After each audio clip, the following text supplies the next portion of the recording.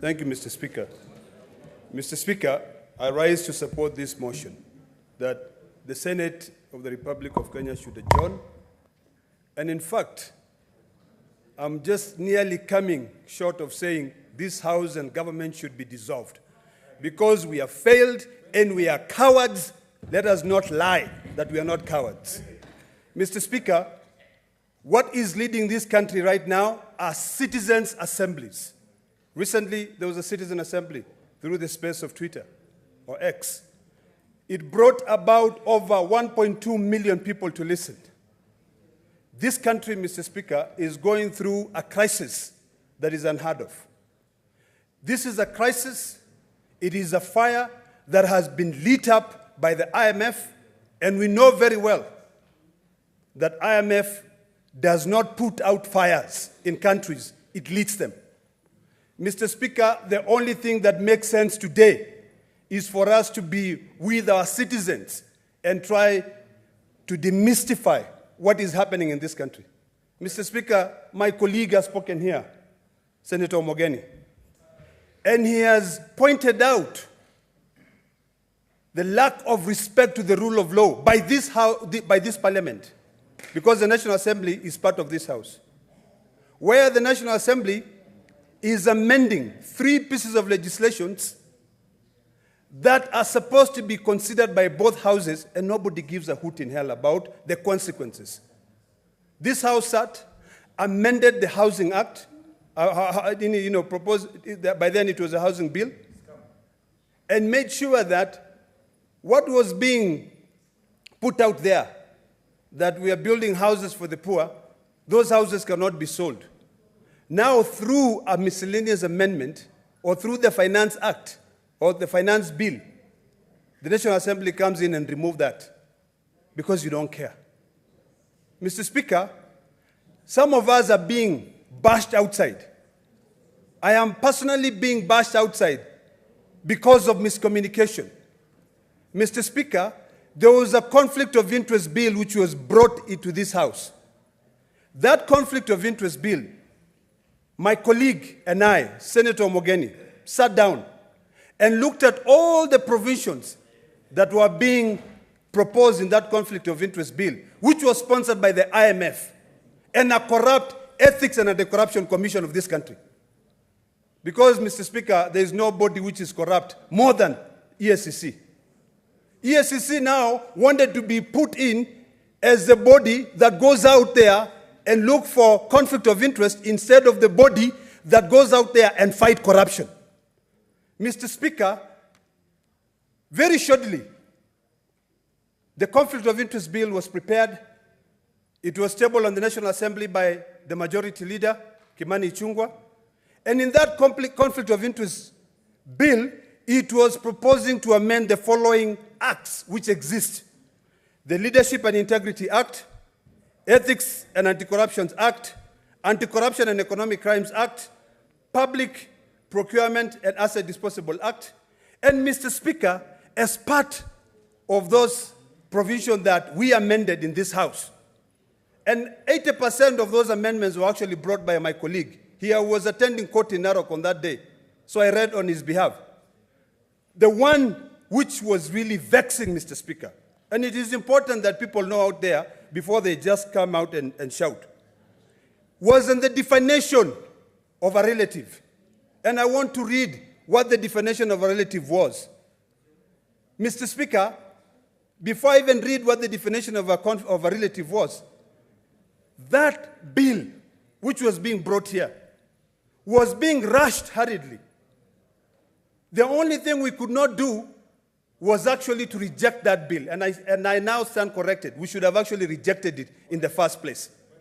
Mr. Speaker, the definition of a relative, and it is important that we read, was that it means a person who is related to a public officer by birth, marriage, common law, partnership, adoption, or affinity, and includes a public officer's father, mother, son, daughter, brother, sister, uncle, aunt, great aunt, great uncle, first cousin, nephew, niece, husband, father-in-law, mother-in-law, son-in-law, daughter-in-law, stepson, stepdaughter, stepbrother, stepsister, half-brother, half-sister, or who is the grandfather or who is the grandmother of the spouse or of the public officer. Mr. Speaker, why on earth should a relative of mine be punished because the citizen of this republic saw fit to put me in this house? A step sister-in-law should not be allowed to do business with the government just because Ledama or Kina has been elected in this house. That is ludicrous, Mr. Speaker. Mr. Speaker, you know, when you think about it, and it is important that people read, because right now the anti-corruption is sponsoring articles in dailies to say we are being pushed out. And we know, Mr. Speaker, that the anti-corruption is the most corrupt body in this country. Most corrupt body in this country. Governors are swimming in wealth. They are buying properties.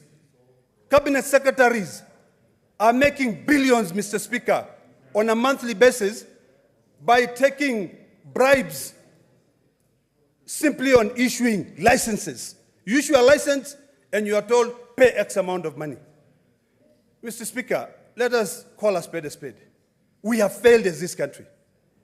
Mr. Speaker, 3 a.m. in the morning, I couldn't sleep. I was asking myself, how powerful can a person be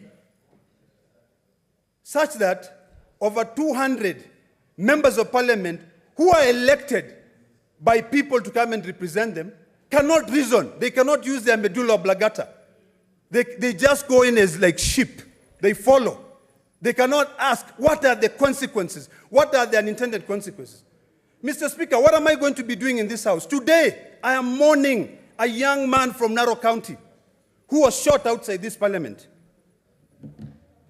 This young man,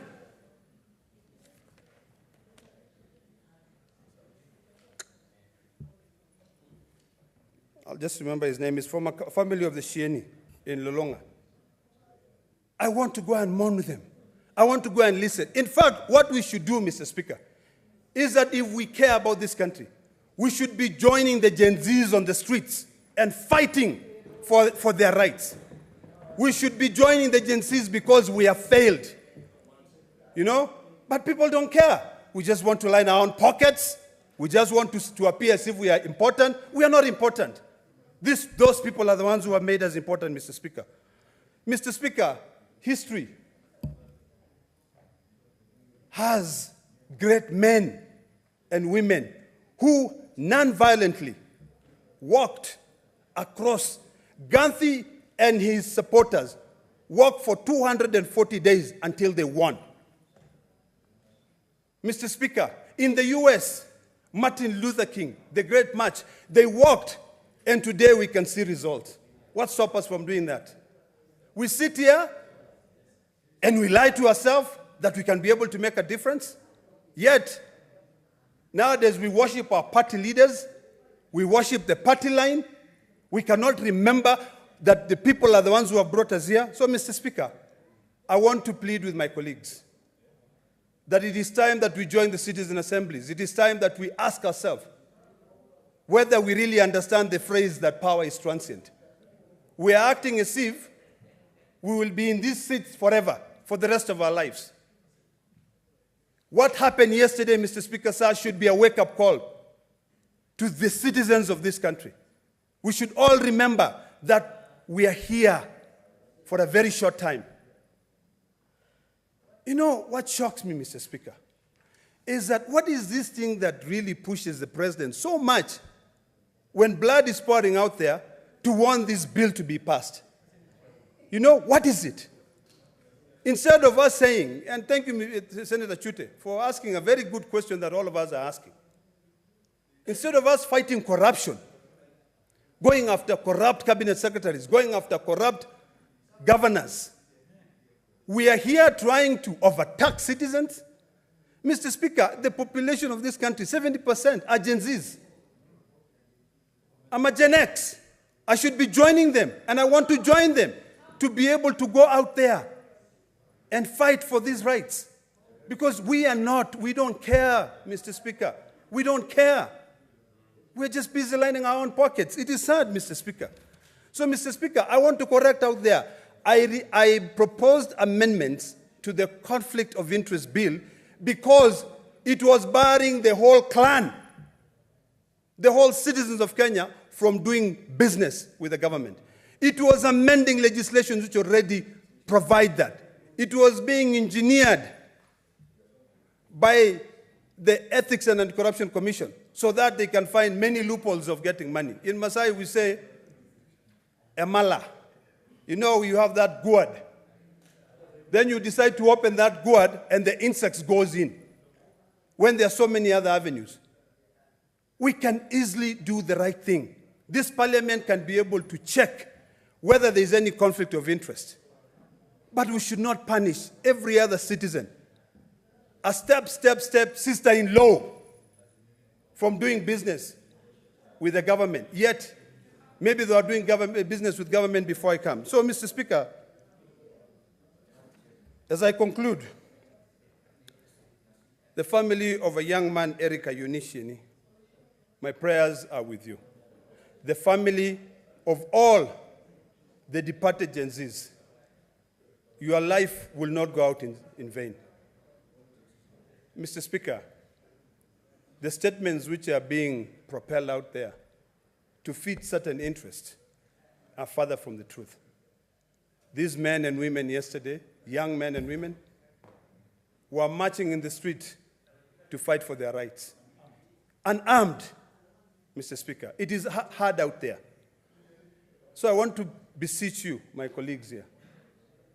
This house is supposed to be a house of union. This house is supposed to be a house that brings sanity. Right now, even if we sit here and burn the midnight oil, there's nothing we can be able to do. Because we are being spoken to there, it gets into the left ear, and it pops out of the right ear. Maybe sometimes because we are enticed. Mr. Speaker, I plead with my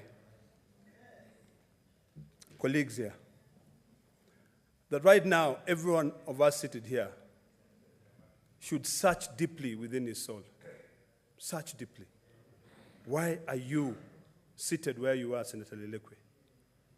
Why are you seated where you are, Mofaya? You're seated there because, not because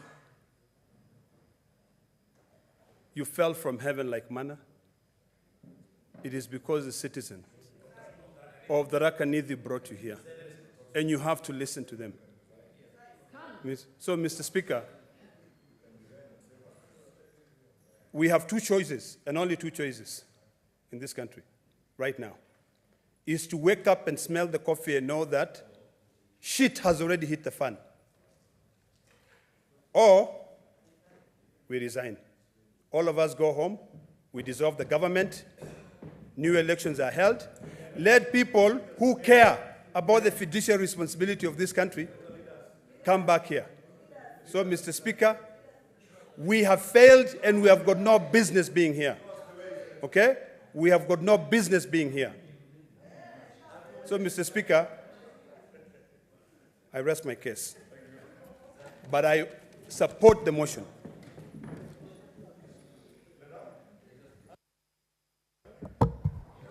Thank you, Mr. Speaker.